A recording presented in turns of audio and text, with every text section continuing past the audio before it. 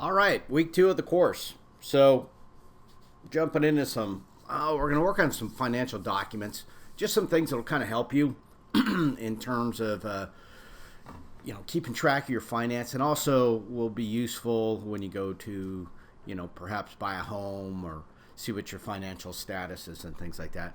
Before we get started in that, I want to, attack a few things. One, I got a email question that I want to kind of answer in a broader audience because I realize you all have probably the same sort of question. It had to do with what sort of format the homework is supposed to be handed in. And the person had a question whether a PDF, a Google Doc, you know what? I do not care. However you turn it in is just fine. Believe it or not, I get, it's not that shocking, but a lot of times I'll get screenshots of handwritten pages. Hey, fair enough. That works. I'm more interested in you doing, the work and kind of figuring out rather than formatting and a bunch of other creepy stuff. What you'll do with the homework is you will, answer the questions. Now, I will put out a thing here in about, a couple weeks or so that will list all the questions that are going to be handed in prior to this first, to the midterm. And so it'll have, most of the question in there. It won't have the answers, but it'll have most of the questions. So if you have a different edition of the textbook, you'll be able to figure out what the appropriate question is that needs to be answered. And then you'll hand that in as a batch assignment. So that does a couple things. Number one, I realize people are kind of maybe a little slower getting their books towards the first of the term. There's always, shipping delays or something. I mean, I've bought textbooks and stuff on eBay, and good on you if you do. I mean, this is a personal finance. You're supposed to be managing your money. So if you can get by with an older edition, which you can for less money, then you're showing some, personal finance knowledge just in that. Anyway, so don't sweat it if you haven't yet gotten your book, and don't sweat it in terms of what format's acceptable in terms of handing in the questions. Whatever works for you. You'll hand it in Blackboard as sort of a single document. Don't email it to me because that might get lost in the shuffle. But just turn it in via Blackboard prior to taking the midterm, and everything's great. So before we jump into the actual lesson tonight, there's a couple terms I just kind of want to go over to make sure you all know what's going on. The financial world's pretty complex. There's a lot of things going on, and frankly, a lot of manipulation that, whatever. Politicians and other folks will treat you like useful idiots if you will let them. And so you need to have a bit of knowledge to realize when you're, when the BS is coming and you're wondering why you're you're poor and they're not. A lot of it has to do with the different stratas in the economy now in terms of people, where we have uber wealthy and we have a lot of people that are down in the other range. And so part of it has to do with assets. People that are holding assets are doing quite well, and people that are working for wages and things like that are not doing so well. So one of the problems, if say you're holding cash or even gold. I mean, gold has been outstanding right now. I don't know that will last. Essentially, gold is just it's sort of like putting money in your mattress. Although it's not a fiat currency, it's not actively invested in some sort of enterprise that's going to be building wealth. For right now, it's actually just increasing in wealth due to just its sense as a commodity. But far worse than gold in terms of investment or anything like that would just be essentially holding money in dollars. Dollars are a fiat currency, just like all the other world currencies. They're not backed by a gold standard anymore. It's just the money has value based upon fiat, based upon a decree. A fiat is just, I deem it to have whatever value, a dollar's worth a dollar. But then, they end up debasing that value and inflating the value away. So the concept of inflation is you can have $100 and you'll have $100 10 years from now. But what can you do with that $100?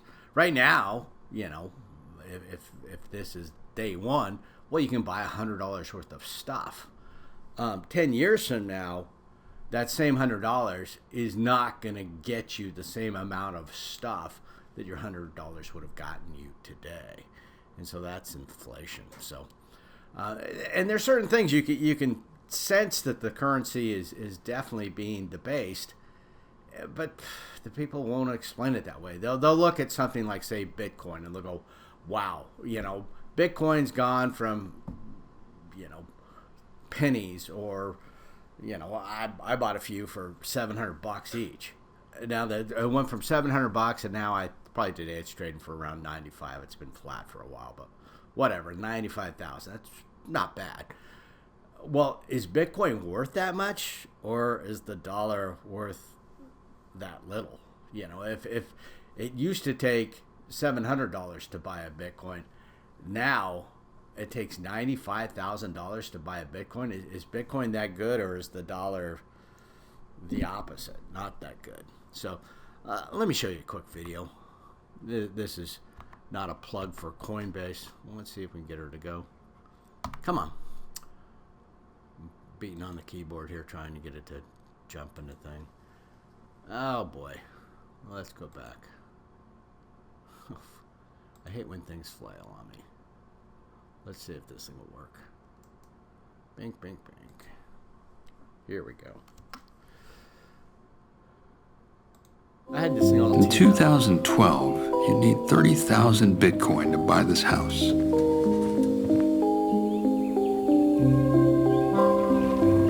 A decade later, it had only cost you 20 Bitcoin. And today, it could be yours for 5. If home prices keep falling in Bitcoin, why do they keep rising in dollars? So essentially, they're explaining inflation. It's just the way it works. That this is Coinbase. They're all about crypto, but yet in there they're kind of letting the cat out of the bag. That essentially it takes two factors. One, Bitcoin is being gaining greater recognition, which is increasing its value, but also the dollar is debasing significantly.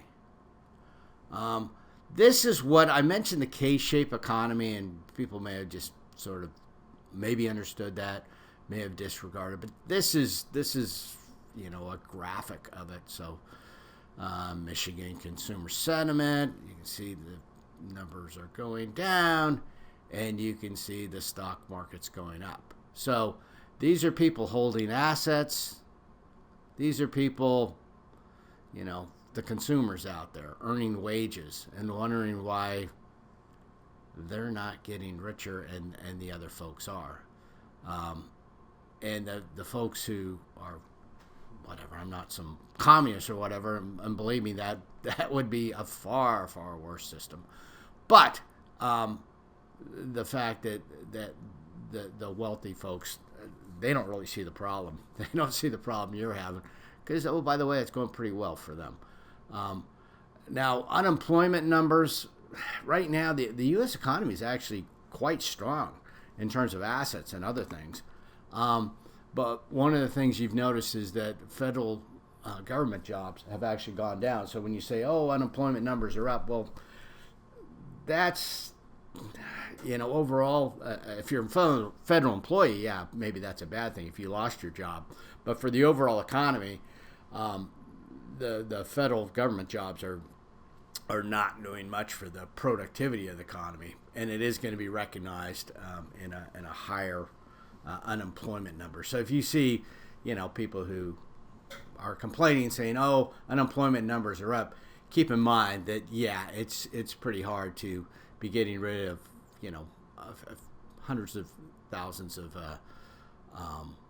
federal employees and not have that number go down.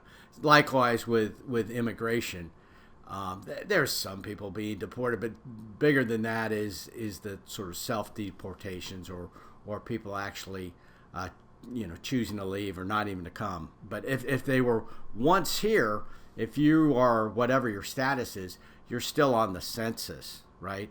You're still counted as somebody who's potentially employed. And if you happen to leave, although you don't have a job here, but you're not here.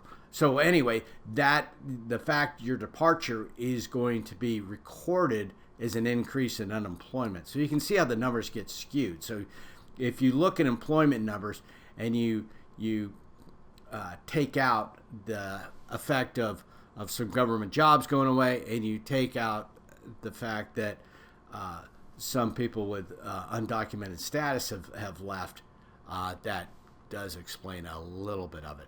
Now, there's still going to be some employment challenges, big time, and especially on wages.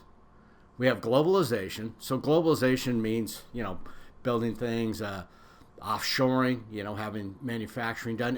It's everything in labor and wages. The reason why you're not getting $30 an hour for a minimum wage job is because it's supply and demand.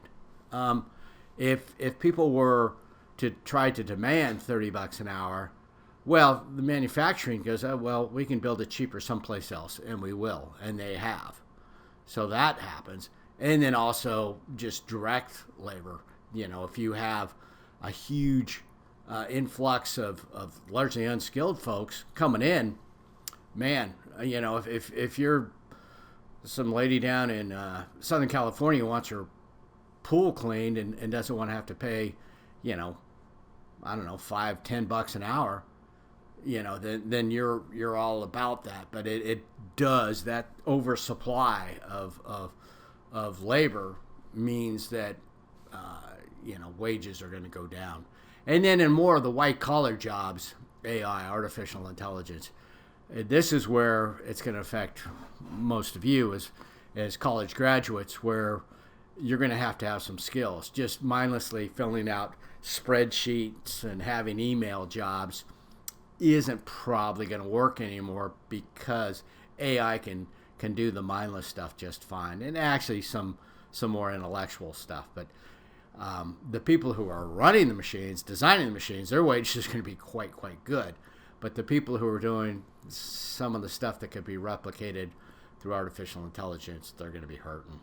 And then the solutions that are out there, the reasons why wages go down is because none of the solutions work. Unions, they've kind of lost their power. A lot of union management is not a whole lot different than politicians. It's they may claim to have the workers, interests at heart, but when it comes right down to it, they support globalization policies and other things that have killed them. Tariffs can maybe work in the short term. That's experiments being played out right now. We'll see what happens with that. And then the politicians, people who people naively think, oh, if I just vote for this person, they're gonna represent me. Where it's the working man's party, or the looking out for the best interest of us. Yeah, how's that going? It hasn't worked, and I'm not talking either party, because either party is they are the asset class. They are the people who own things, or they answer to the donor class. Indirectly they need votes, but only indirectly. If they can accomplish that by fundraising and everything else, they will. So remember back during COVID, how, wow, what a desperate time that was. Well, desperate for some folks, not for a lot of the big boys. So don't fool yourself. And again, this goes across party lines. Most of these folks would be definitely, well, I don't know. I mean, Musk is pretty clear with his politics, but the other folks are definitely more, well, anyway, both parties are covered here. But you can see what happened with their net worth. Most of these folks kind of sort of doubled, maybe quadrupled, Yeah. So it may have been a COVID may have been a rough time for some of us, but a lot of these folks did quite well, which is kind of scary. It kind of incentivizes other things like that. And then this is the chart about inflation. And the point I wanted to make on this is when they say, oh, inflation's down this month. Well, that's great. And maybe this administration has got the inflation under control, but that doesn't correct previous inflation. It's all cumulative. It's not that you would have to have prices go down, which actually puts us into a recession and other things that have even worse effects on the economy. What we need is a stable price. But yeah, every time inflation goes up a little bit, it just ratchets up. So again, if they say inflation went up by 1/10 this month, that's great. It's not getting that much worse, but all this badness from previous times is built into the chart. All right, so that was just some of the macro stuff, and we'll try and touch on some of that just to let you know what's going on. But my point with all of that is to let you know. I mean, you're not going to execute some sort of political change, and believe me, most political change that people would be interested is going to be even worse. I mean, socialism, capitalism, things like that. They have their own problems. That whole political element that doesn't go away. It's just a different politician in charge. It's not, the best hope if you want to get political is for the smallest government possible. But that's probably not happening either. But anyway, this is the situation we've got. So there's asset holders, and then there's people who make their money with wages. And what I'm trying to get you to do through the progress of this course is get yourself into the asset holder class. You need to join that class by basically whatever means are necessary to you. And they are available to you if you can just start small, use the power of compounding, and start building assets.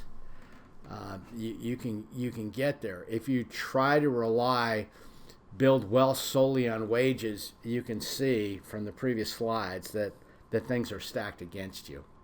So what you need to do in order to build assets is to live within your means. You need to be very efficient with your money and have excess money each month, which I realize is a big ask and maybe impossible at certain times in your life. But if you can get that sort of discipline where you don't become just this consumer obsessed with conspicuous consumption. You don't need everything available on Amazon. You don't need a brand new car every 3 years.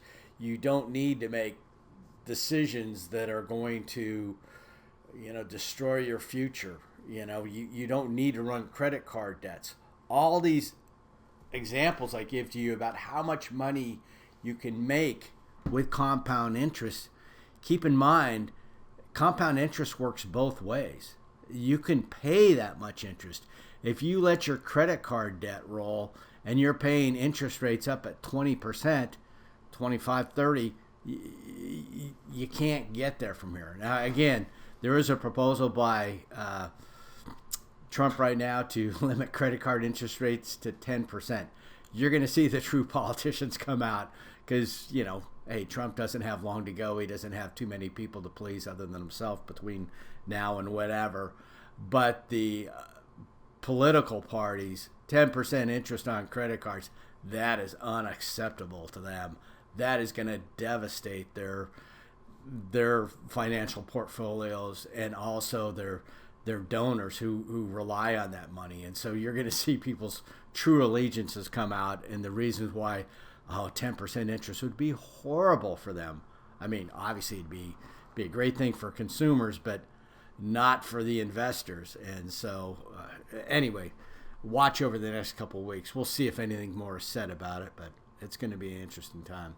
Playing with financial statements. Okay, so what we're going to do is we're going to jump in and we're going to look at basic budgeting aspects and also preparing some financial documents.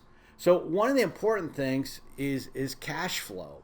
Okay, cash flow means how much liquid cash you have each month and how you spend it. So in this case, this Stephanie is making $2,500 a month after taxes.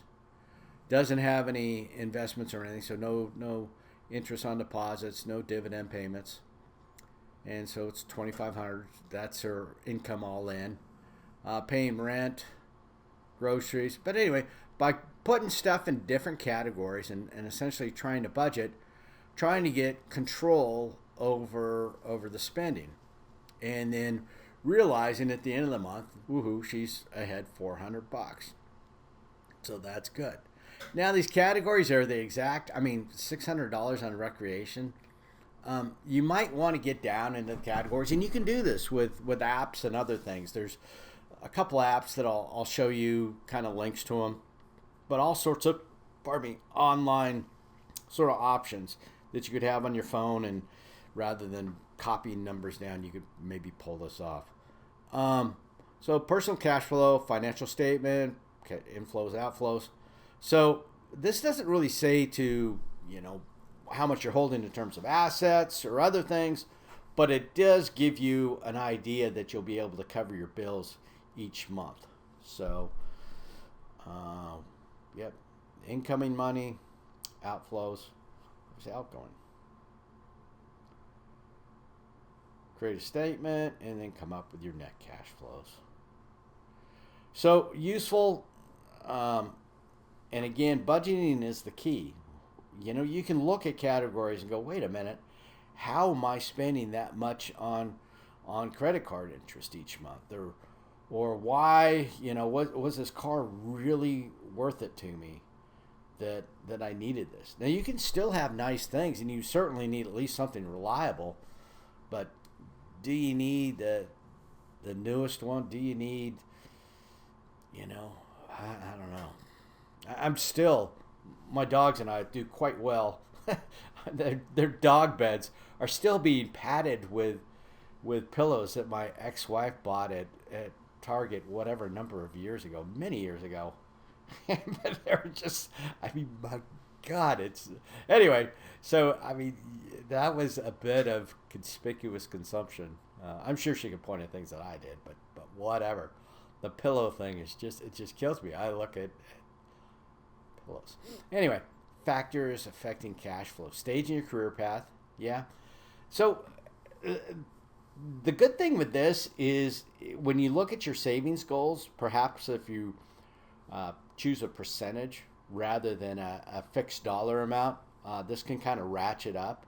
You can say 10% of my salary. Well, I'm not making anything right now. Well, 10% of that is still something, and it's coming in early in your career. It's going to be in the savings, and later on in your career, 10% will be more and more significant. So, type of job, we kind of hit on that. Number of earners. So, this is just, the back in the 50s and stuff. It used to be. I wasn't there, but you had, sort of a single breadwinner, and they had a house and they had a car and they did all right. Now it's, somewhere around 60s or 70s, you brought in the second member of the household, if it's a two-member household, and now they're starting to work. And they're getting by so they can have a few more luxuries. Now, everybody's working, and they're scrambling, and they're not even getting by. I lived in Spain. One of the houses over there, it was not unusual to have maids' quarters in the homes. It's like, I never met a Spaniard who could afford a maid anymore. This is international, but it's just the lifestyle that we've kind of ratcheted down to, unfortunately.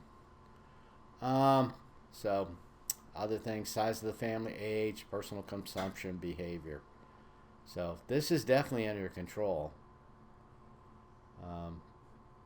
Anyway, this is kind of sad, but yeah, people do limit the size of their family to try and keep it in line with their spending. But maybe there's other things to cut back rather than your legacy.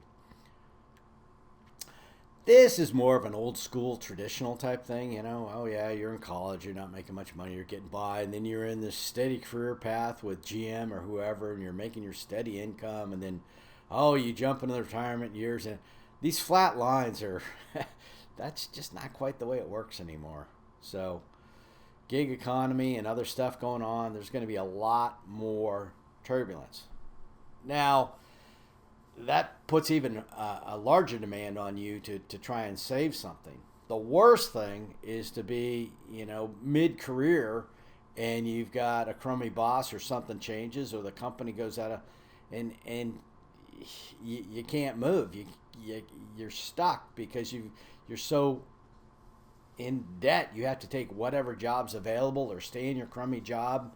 There could be great jobs in some other part of the country or even some other country, and you can't move because you did this to yourself. You dug yourself a hole. Whereas if you had perhaps some money on the side, you could say, take this job and shove it. I'm not working here anymore, and you move on.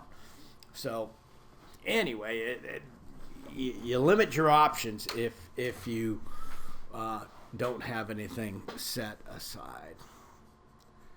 So budget. This is, again, this cash flow statement that's based on forecasted values.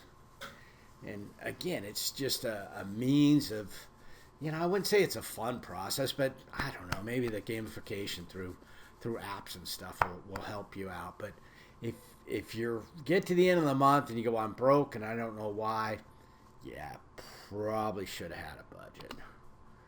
Here she is. She goes back and compares the notes and goes, where did it all go? Well, for some reason, healthcare and expenses, insurance expenses, was that a budgeting error? Did she not realize that bill was done, or did she have to go to the emergency care or something like that? Car expenses, yep, those are going to be kind of hard to forecast, but you can help yourself out. You can, maybe have some sort of emergency fund set aside. You don't need that much money in it. Maybe five grand would be great, and then you just have that buffer. And if you have some sort of car issue, you put it on there.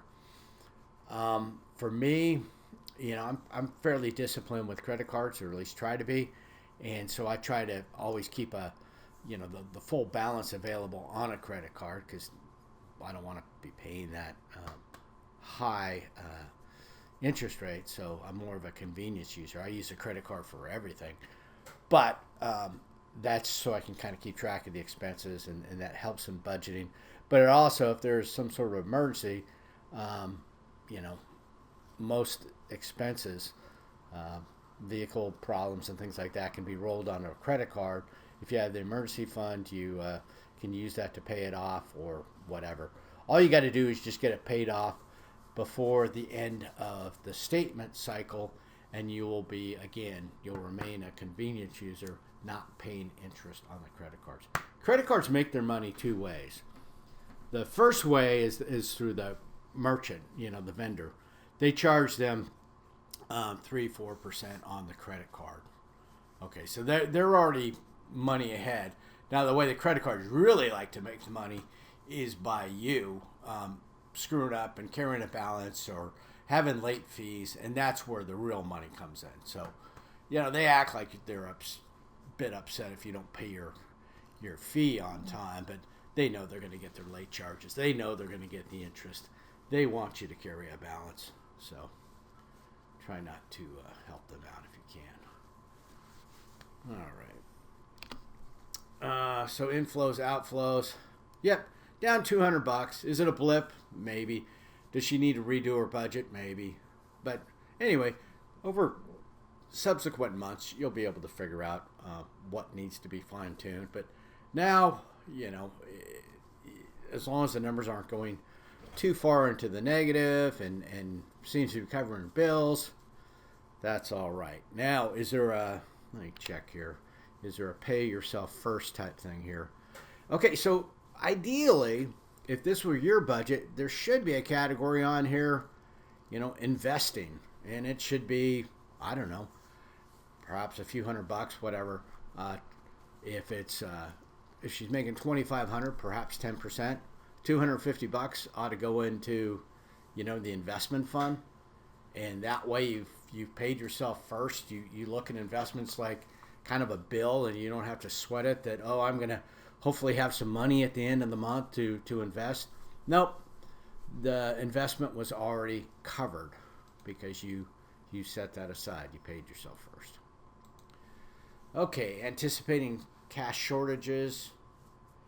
Yep. Now, having, small shortages from your checking account, I don't like to keep hardly any money in my checking account. I want to keep enough in there to cover the bills, and that's it. Checking account money or any of these, things that you're holding with the bank, you're not making much interest on that.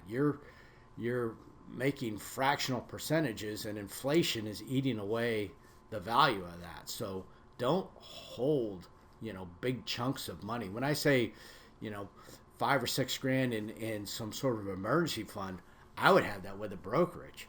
If I can't make at least 5% on that money, I'm not doing it. Inflation, that should exceed the inflation rate by hopefully 1% or 2%. And so at least I'm making some money on that. If you're making 0.00 whatever on some checking interest account, don't fool yourself. You're not making money. You're treading water with a big, block tied to your feet. You're drowning. That money is losing value, not gaining value. So, anyway, yep, adjustment necessary. So again, it's normal budgeting process. Yep. Oh, okay, I guess I skipped through that one. Annual budgets, yep. All this can be done quite quickly and quite easily. There used to be an app, it was called Mint. Went away, as things do on the internet. But there's other apps that have popped up. Some of them are subscription ones. I mean, granted, maybe they're just a few bucks a month, but it's something. Some of them are essentially free, but again, that's because you're kind of the product. They're getting all your information, and they're gonna probably start spamming you or whatever. But as long as it's a decent trade-off, just realize that if something's free on the internet, it's probably because you are the product. And don't fool yourself. If something's charging you a few bucks a month and still spamming you, they're just working you from both sides. They're kind of like the credit card. They want to make money on both sides. So just because you pay them a fee doesn't mean you're going to be free. Your privacy is going to be 100% protected. Maybe not. Anyway, here's the budget going out. She did the forecasting there, so she just looked at the differences. Fair enough. Again, this kind of kills me here, where she's just got recreation is $600, $650. I don't know. Maybe she's putting in maybe there's going to be a cruise or something at the end of the year, and the 600 is going into some sort of separate fund where it's all going to be there. But I couldn't imagine, especially here in Alaska where you've got seasons, you probably spend a lot of money in the winter, maybe skiing, and maybe a lot of money in the summer when there's, fishing and things like that. But in the fall and the spring, a few weeks ago when it's so cold, no snow on the ground, you I don't know, recreation probably be more like alcohol consumption. I don't know. Anyway, you can split that up however you like. Improving the budget. Yep. Don't become overly dependent on others. That'll kind of correct itself. If you become super dependent on others, they're constantly borrowing money, that source of funds will probably go away as your friends say, I'm tired of this. Create a budget and stay within it. Yep.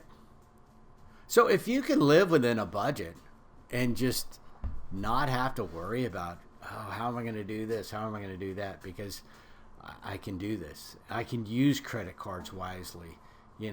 I can get good deals on things, because if you don't, people who say, I'm irresponsible, I can't have credit cards, that's just not a solution this early in your life. I mean, try and rent a car, try and book a flight, try and get a hotel. Your lifestyle is going to be quite a bit diminished if you can't figure out how to use your credit card. Now, there's no reason to be paying all the interest on the credit cards. To be a convenience user is great. Okay, what else do we got? So she's taken out annually. Yep. On my credit card, I use a Coinbase credit card because I like crypto, whatever. But I get 4% back, so that's not bad. 4% on anything I buy. So I used to do the Alaska Airlines thing, but now that's kind of gone wonky a little bit, mergers and all. But yeah, even when they say, do you want to, we're going to charge you a 3% fee. That's not great. Sometimes places will charge you a fee to use a credit card, but as long as it doesn't exceed 4%, I'm still, up one. Financial planning online. So I looked at a couple of these. YNAB, Copilot Money, Bank Activity, Actual. Most of them are, they have some sort of pricing policy, so they're not necessarily free, but I'm not going to try and dictate. Most of you guys are I'm more of the analog generation, where you guys are more of the digital generation, so I'm not going to try and preach to you on what's good. Free trial, obviously, some pricing element. Let's see how much they want. Anyway, $9 a month. Yeah, well, I don't know what they're doing for it. Anyway, free trial, maybe. Again, keep in mind, we've all done the free trials. What they're banking on is that you give them the credit card, you forget to cancel, and you get screwed. So don't let that happen. But different options out there. The big one used to be Mint, and they were free, and they just went away. So, but some of these are probably worth it. And tell you the truth, $10 if it's saving you money, if it's if it's simplifying your life and making things easier, then perhaps it's worth it. Personal balance sheet. Okay, so we're going to look at a couple different documents here.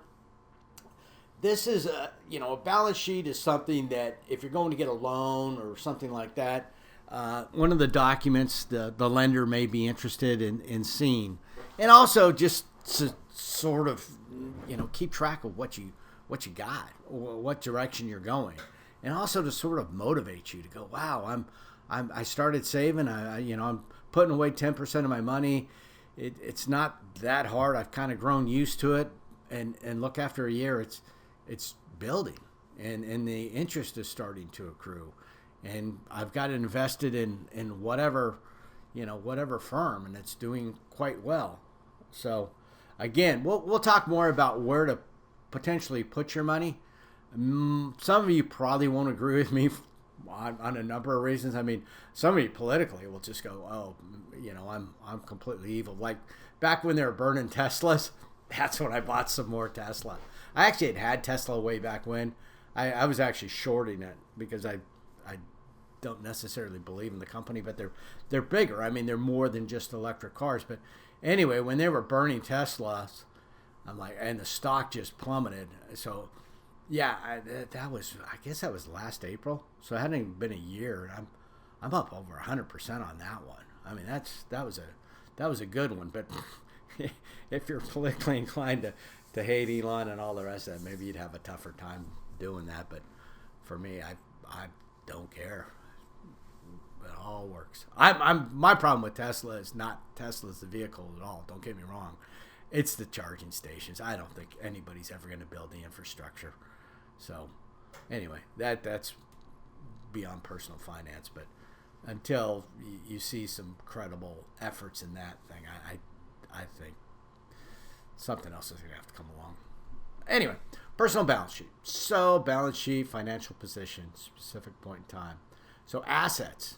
Assets are things that you actually own. Now, there's not all assets are good. Some are kind of, you want assets that are appreciating in value, not depreciating in value.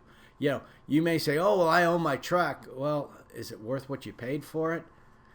You drove it off the lot. You lost, 20% there, and then it continues to go down every year. No, that's not a quality asset. A quality asset is something that goes up in value, It appreciates in value, doesn't depreciate.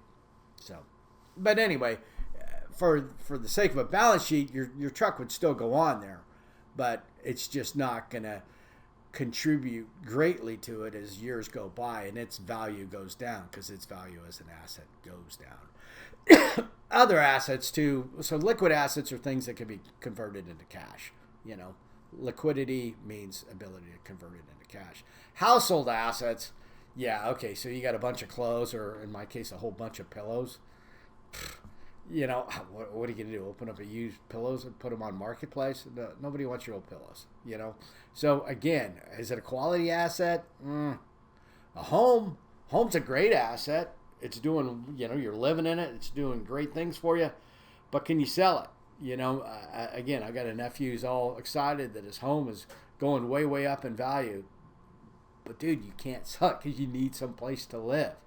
So if it was a second home, if it was a rental property, that's even better. I mean, it's good to have your home value going up, but it kind of sucks that you can't convert that into cash because you'd be outdoors.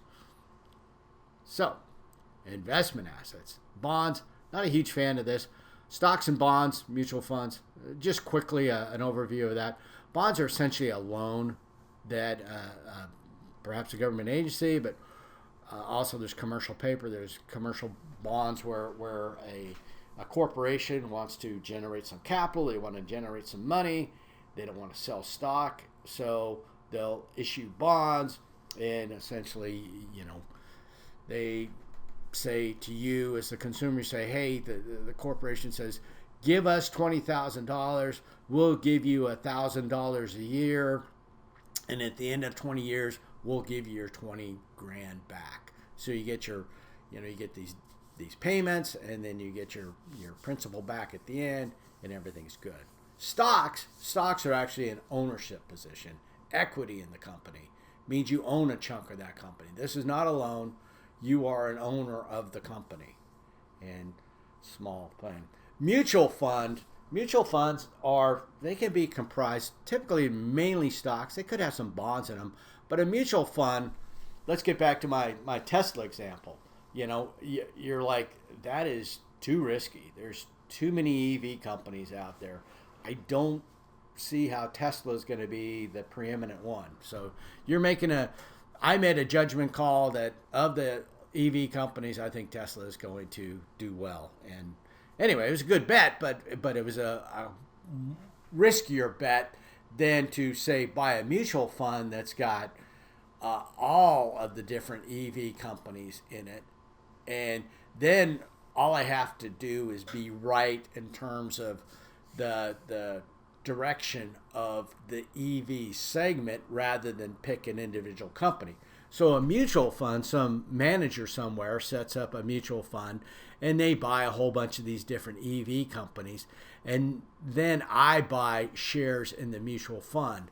And so now I've got exposure, I've got ownership, fractional ownership of all these different EV companies, and my risk is mitigated a bit. I've diversified my risk. Now, mutual funds can be comprised of almost anything. I gave you kind of a sector mutual fund there. They can be in growth companies, regardless of industry. They can be international. They can be global. They can be whatever focus, whatever a manager guy thinks that consumers will buy. They will make a mutual fund comprised of those underlying assets, and a great investment tool. You probably own mutual funds right now. You may own some individual stocks, but it's much more likely that through your 401k, if you happen to have one of those, you're probably into a mutual fund. But it's just a broader ownership of these individual instruments. Real estate, awesome. And this is extra real estate. So this is rental property or raw land. Raw land, I like raw land, but most people don't because you're not deriving rents from it, not generating income. Rental property, the reason I like raw land is because people can't figure out what it's worth. So a lot of times you can make money by buying undervalued land. Residential property, retail property, it's pretty much established what it's worth. There's all sorts of comparative sales. Land, not so much. So anyway, either one of these is going to get you some tax benefits. It's going to generate some income. Anyway, and then I put crypto into this class as well. You don't have to go all in on crypto, but it is become more and more recognized as a pretty darn good investment. Liabilities. This is stuff you owe. So in terms of personal finance, we're going to have two broad categories that, in terms of the time frame. Anything less than a year is going to be current or short-term liabilities, and anything over a year is going to be long-term. So if you're dealing with the IRS, there's going to be different tax rates on whether it's a short-term investment or a long-term investment, and they use 1 year. Everybody uses 1 year for finance in terms of long-term, short-term. So that's useful. Net worth, you subtract these two. You go, okay, I bought a house and I've had it for a couple years. My loan on it is, $400,000, but now the house is worth $500,000. So just using those two elements in there, you'd say, cool, I've got a net worth of $100,000. I owe $400,000, but the thing is worth $500,000. My net worth is, $100,000. And then you get all the other elements. You go, okay, I've got, vehicles like this, but perhaps I've got loans on those vehicles. Anyway, you put them into the different categories. Now, some people, and especially, there's all these personal finance people like Dave Ramsey and other folks who are like, oh, you want to be completely debt-free. Well, that's because a lot of people get themselves into trouble with bad loans or irresponsible, taking on too much debt. And so it's kind of a abrupt policy to say, I'm going to be completely debt-free. Well, again, getting back to the wealthy versus the poor. The wealthy people have no problem at all. In fact, they generated their wealth by borrowing money. People generally don't get rich with their own money. You get rich with other people's money. That's why they want you to get your credit cards rung up, because they're making money on that whole process. So not all debt is bad, is what I'm trying to say. You can't say, oh, I want to be, you can be completely debt free, but you're going to have a much tougher life, and your wealth is probably going to be somewhat diminished as compared to somebody who used debt but used it smartly. If you think you're going to buy a house for cash, you're going to be sitting on the sidelines so long trying to amass that money to purchase that real estate, and inflation's going to keep ticking away, and your savings goals, you're not going to get there. But that being said, if you're holding credit card debt, that kind of debt where you're paying exorbitant interest rates, yeah, that's horrible. Other people who say, okay, I'm gonna start investing, but I've still got this credit card debt out there. No, the credit card debt needs to go away before you can invest. You can be one of the best investors out there, but you're not going to outcompete your credit card interest. You need to get that squashed beforehand. And and if you've got some insurmountable credit card debt, 20, 30 grand, something like that you're not going to be able to pay off, you need to sort of put things on hold, maybe take the Dave Ramsey approach here for a little bit, quit using credit till you get things squared away, and best case is to probably contact that credit card company and say, I've screwed up here. I got a ton of debt. I need to have this debt. They're not going to forgive this debt, but perhaps you can get that debt rather in this high interest loan that's, subject to you adding to it. Maybe you can put in some sort of debt consolidation loan that's a fixed loan with payments at a far lower interest rate. You need to get that interest rate down so that you can pay off that debt. And surprisingly, you'll find that credit card companies actually want to work with you because they want to get paid. The worst case for both of you is you declare bankruptcy and then they get maybe nothing and your credit's ruined and your financial future is kind of screwed. There's no free lunch. You don't just declare bankruptcy and then walk away from it. No, you're 7 years of pain and then your credit's kind of screwed from then forward because that bankruptcy is going to be reflected on your credit report forever. You're going to be paying higher interest rates if you can even get loans from here on out. So don't do that. All righty. Personal balance sheet. Determine your net worth. Look at your net worth. And motivational. I'm telling you, man, if you go, wow, I'm worth a little bit more now. Okay, and I'm not going to go nuts here. I'm not going to speculate. I'm still going to invest. There's a difference. I'm going to, do the slow, steady, methodical investing. Now, I'm not going to do this YOLO all in on crypto. All right, so the balance sheet continues. Car, furniture. So she's got her cash, checking account, liquid assets, $4,000. Household assets. I mean, fair enough. You may think, you'd have to go through and itemize all your stuff because really are you going to be selling any of that stuff? The car, in a stretch, a lender might be interested in your vehicle and stuff, but a lender's not really interested in, what your clothes are like or how many spatulas you have in your kitchen. That's kind of, but things that they could maybe reach out or you could actually say that I could sell to generate money to cover the loan in case things went bad. Good honor. Got some stock. So starting to invest.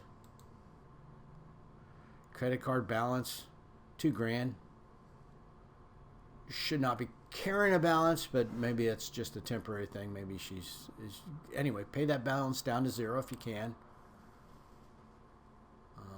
If you can't, then, well, actually, if you've got that emergency fund, rather than carry the balance, that 5% you're getting on your interest, that's not competitive compared to the 20-some% you're paying on the credit card. So I think your emergency fund's going to take a hit, and you're going to pay off that balance and get it back down to zero.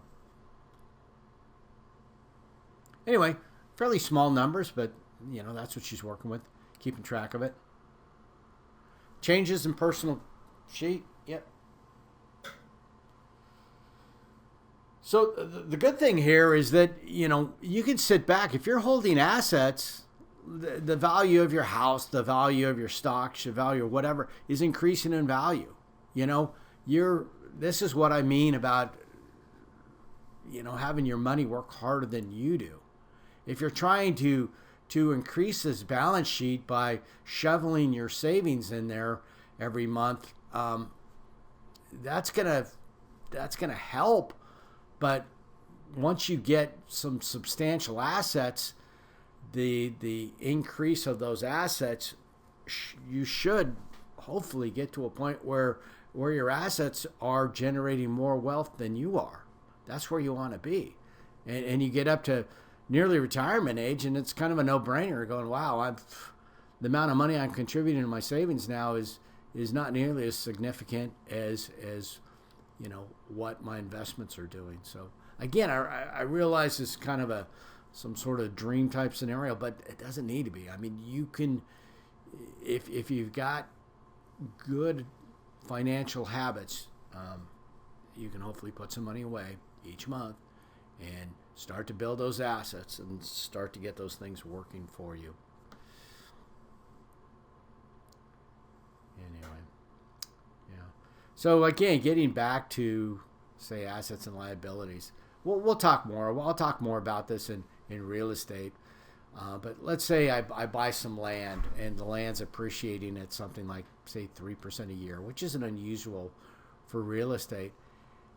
If it's, say, a $300,000 piece of property, or let's say it's $1 million piece of property, the interest on that at 3% is what, 30 grand per year. That's a big chunk, probably a little too much for most of us just to be plunking out there.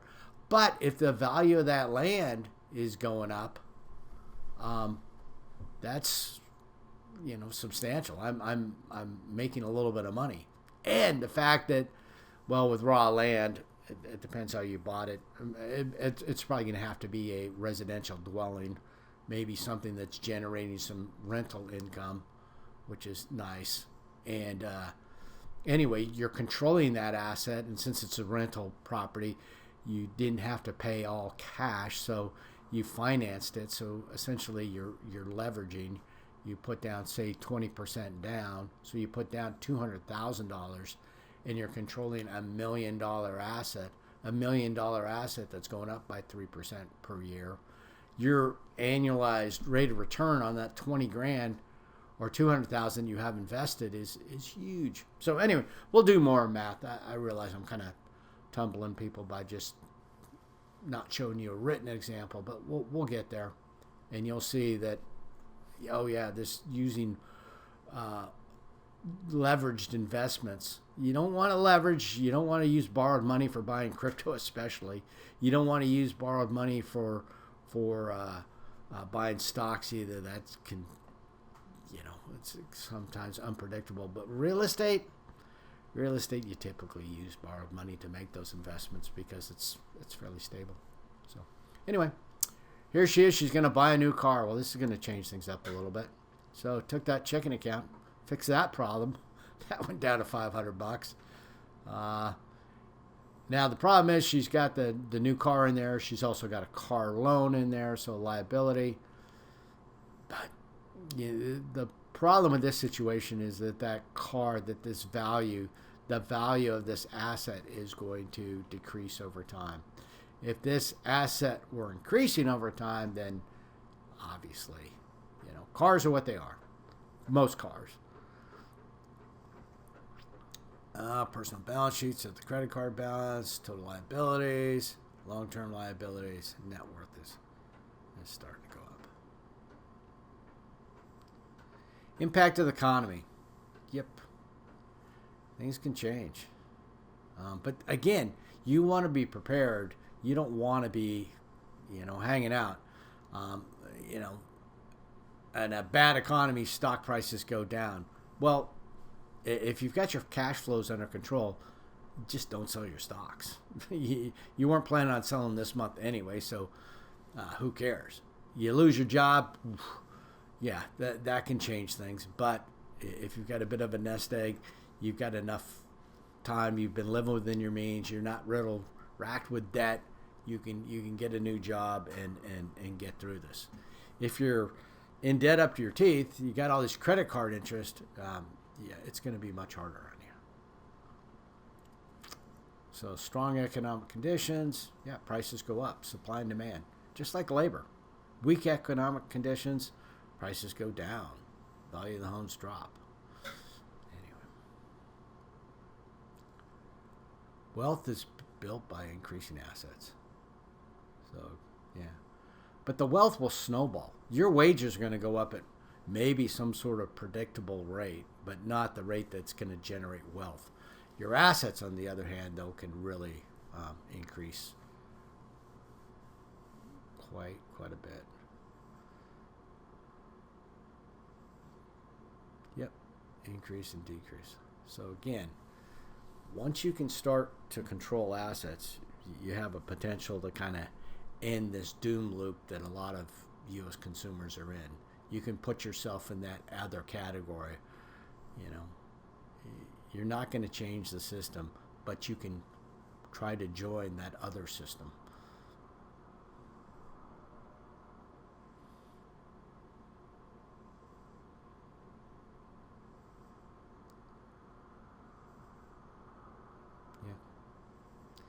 Anyway, using money, using cash flows to change that. But essentially my point is to try and get to the point where your meager kind of cash flows are not the significant factor in increasing your net wealth. The assets you hold are good quality assets that are building in value and going up. Liquidity ratios, just your liquid assets, so stuff that's under a year, you just divide those numbers and it'll give you a liquidity ratio. Not something I look at that often. Debt level, debt to asset ratio.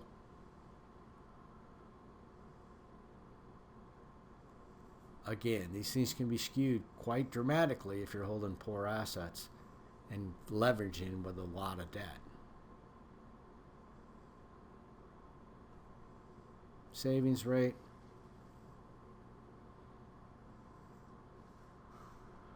I prefer investing rate. I mean, just saving money is if you're just holding money, if you just got it in a mattress or, you know, the digital equivalent, that hold it in some low performing savings account, yeah, it's not going to work for you.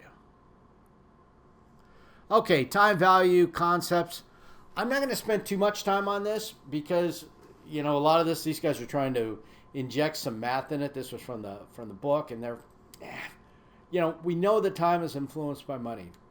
Look at those charts that we had that first week, right? The Excel spreadsheet, I guess it was just last week. Anyway, realize how compounding interest works. That's all you really need to know. Now, there's all sorts of different tools here, and they used to use these formulas with tables, and then they had financial calculators.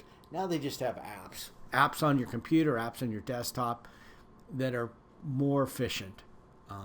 You know, you need to spend your time on what you're going to do with the money, how to manage the money, and not doing a bunch of math to kind of figure out what piece of I and all this other stuff is. It's not useful time. You will not need any formulas on the exam. You can actually use a calculator on the exam, but there's not going to be, you know, that much math per se. There'll be, you know, maybe a stock problem. You bought it for this price, you sold it for that price. How much money did you make? We're not going to be doing, you know, algebra type things on the test because you don't do it that often. But there are certain times in your life where you'll need to know some basic principles in terms of time value of money. So, you know, it comes about trying to figure out the present value of a dollar or the future value of a dollar. Let's say you're trying to save up for a down payment on a house, and you go, how much money do I need to put away each month to, you know, have enough for a down payment in a house in a couple 5 years, whatever. If I have a lump sum right now, how much is that lump sum going to be worth in the future?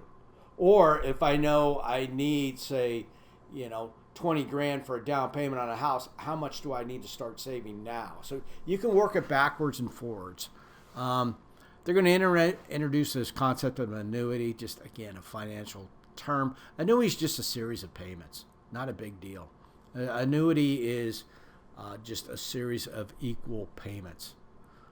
So don't get too wrapped up. You know, annual, typically, annuity is in the root of that. Sometimes, too, these things can actually be used. You'll also hear the term annuity used in terms of, well, they're sold by insurance companies, but they're actually sort of the opposite of insurance. For, like, life insurance, for example, you got to die to get the money. With annuity, you got to live to keep getting the annuity. So life insurance, you know, you got $1 million policy, you die, your beneficiaries get $1 million.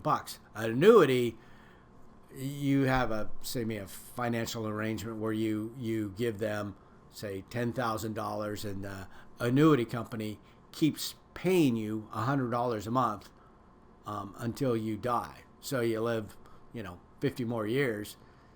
You get 50 years worth of $100 monthly payments. The longer you live, the more money you get.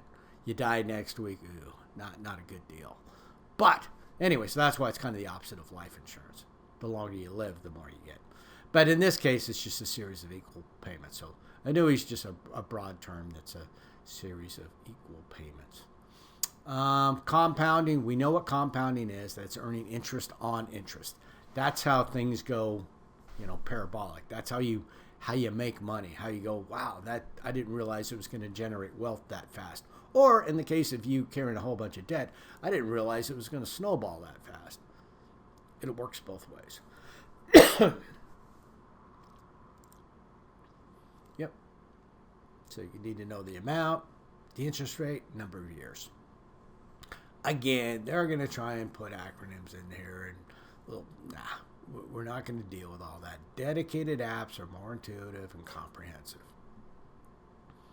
So you can go into calculator soup, some of these things, and you'll have problems, maybe a math problem on your homework or whatever, and you can just plug the numbers in. You can use the old school charts. You could actually do the little formulas if you want, but they're not that useful.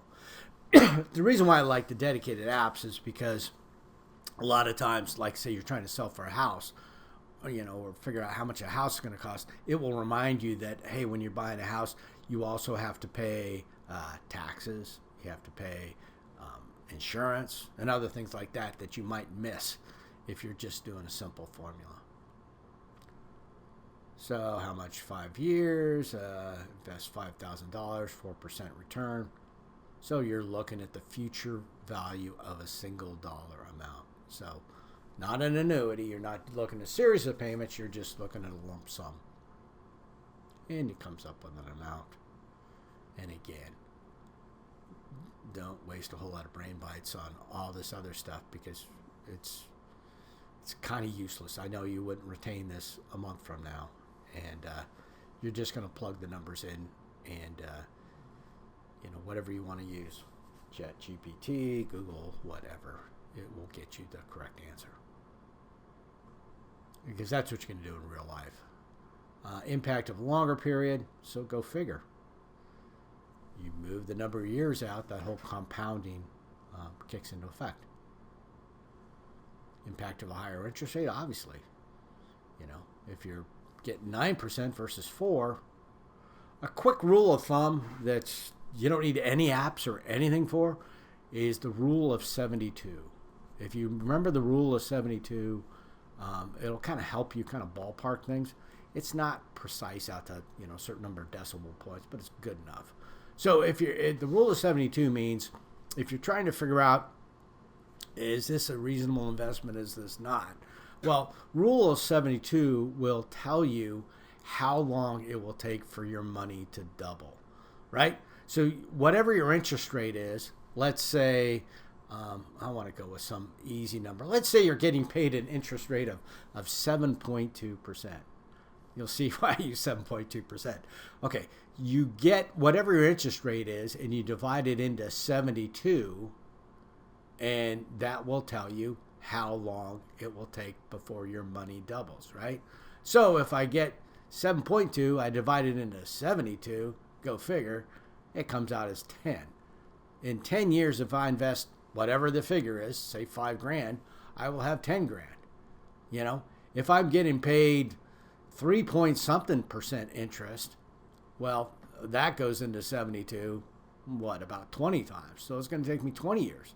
Although, if I'm getting paid, say, 20% per year, if I'm, doing well, but bang, that interest rate is at 20, it's going to be 3.5 years or so, and my money's going to double.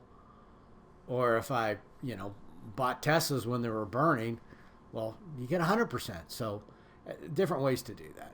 Now, again, burning Tesla dealerships, that we're getting into speculation. That is a bit undisciplined. We're trying to get you guys to invest, not to speculate, but sometimes some opportunities just present themselves. Future value of a single dollar. So again, they're showing you these charts to try and impress you, but it's not nearly impressive, in my humble opinion, as the actual spreadsheets. Go back and look at those numbers, how you can get $500 a month to turn into $5.2 million. That is impressive.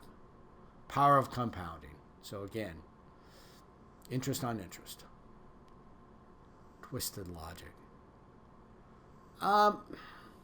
Yeah, people do like to spend money. They don't feel like it's real money when they're spending it.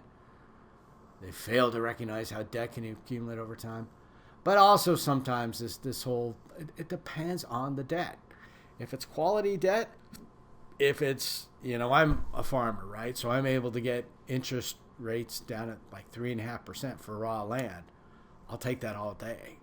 I can control a big chunk of property that's going up at 3% per year, and a big chunk of property that is going to make money when everything fleshes out. So it depends on the rate. That's what's causing kind of the housing crisis right now, is that all the boomers have got these loans that are 2.78%, 2.75.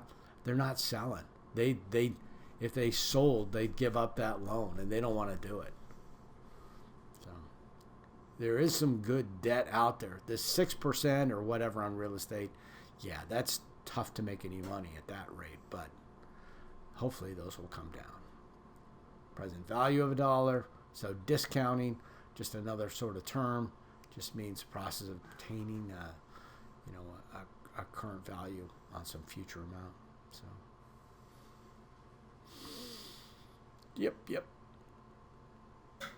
So again, you're going to need time, interest rate, and how much you need.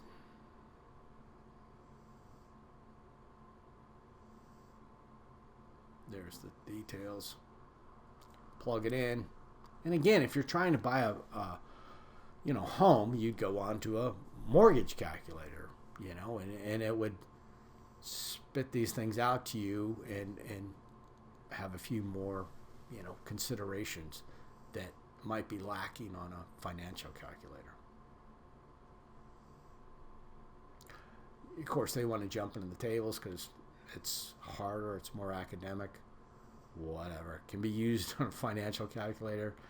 They're meeting me halfway. I'm going straight into the online method. $50,000, 5 years, single payment today. So kind of an unusual situation that you have that much cash just lying around. Most people do some sort of annuity, but anyway, this is the problem you're given. There's a way to figure that out. So yeah, 35 grand. If you're going to be getting all those interest rates and you have that much time to work. Future value annuity. Series of payments, ordinary annuity, timelines. Yep.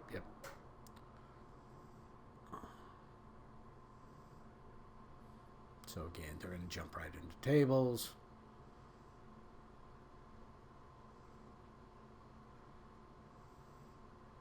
Yeah, sometimes lottery. I mean, obviously you've already identified yourself as a person who can't do math because you went in the lottery.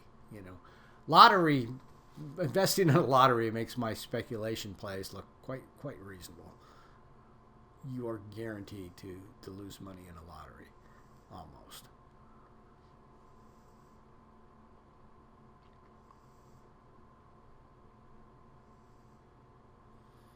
Again, doesn't need to be as hard as they're trying to make it out to be. But there are useful, when you're trying to save for a goal, it's useful to go, okay, what I need to figure out is the present value of an annuity. What you need to know is how much I need to save in order to hit my goals. So the concepts are useful. It's just the mechanism they're using to get the answers is a bit convoluted. Factor measure. Present value. Yep. If it seems like I'm just blowing through these a little bit, it's because I'm giving you credit for knowing kind of what the goal is in terms of when you might need this and how you're going to get these answers, and the mechanics of the math are kind of OBE.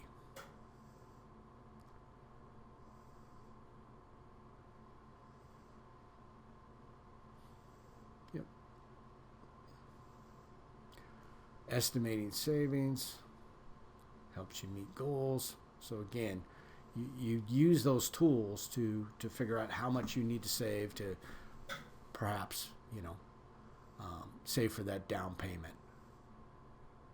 Motivate you, see the reward at the end of the effort.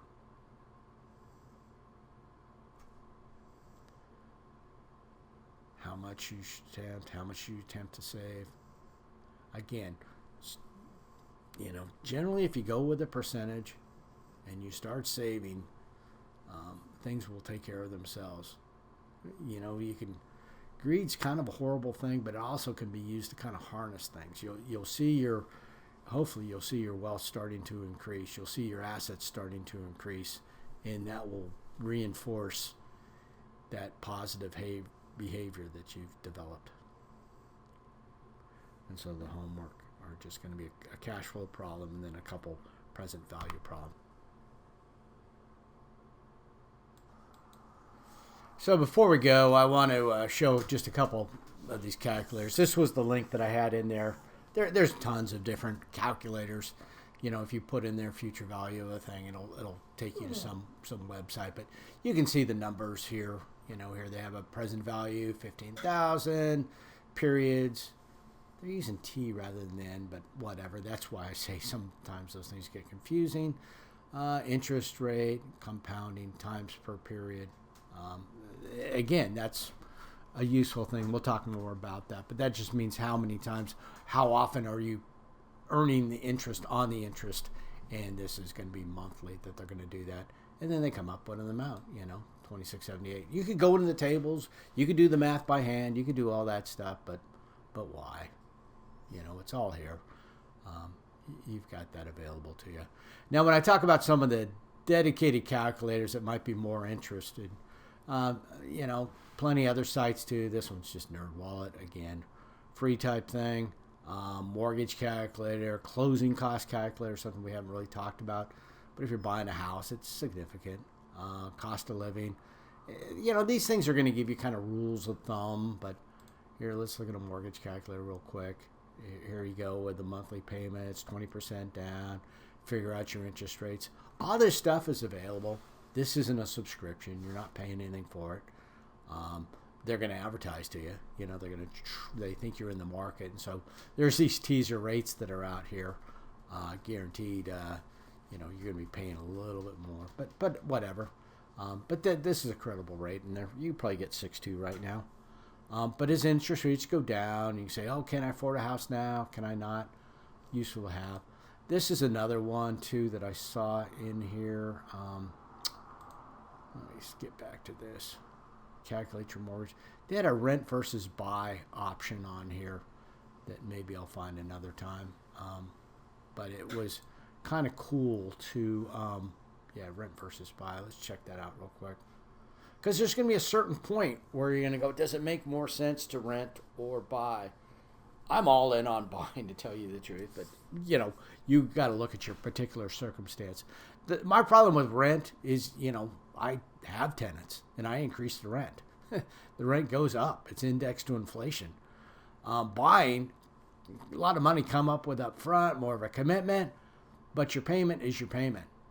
If your mortgage payment is $2,000, it's going to be $2,000 for 30 years. And 30 years from now, $2,000 is not going to be a lot of money. This rent is going up. And this renter, the landlord, he's enjoying all the benefits. He's depreciating the house.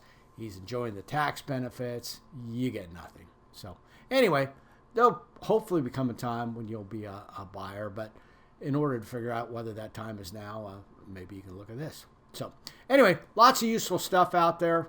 A lot more useful stuff than doing mindless math problems. Okay, till next time.